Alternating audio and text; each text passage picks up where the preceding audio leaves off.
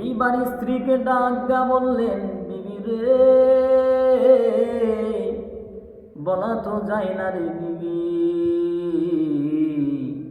যদি রাত্রিবেলা আমি আদেল দুনিয়া থেকে চলে যাই,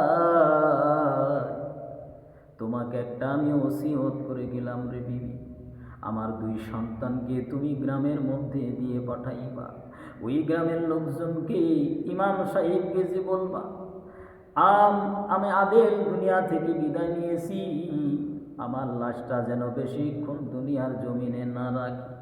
আমাকে যেন রাত্রিবেলাতেই যেন কাফন দাফনের ব্যবস্থা করে ফেলে,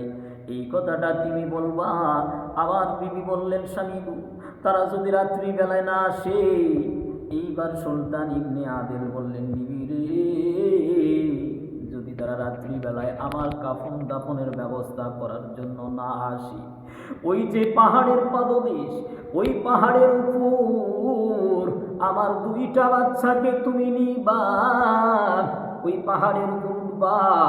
আর আমার আল্লাহকে ডেকে ডেকে বলবা, আল্লাহ, তোমার এক গোলাম আল্লাহ, তোমার বান্দা আদেল দুনিয়া থেকে বিদায় নিয়েছে, ও রব্বুল আলামিন,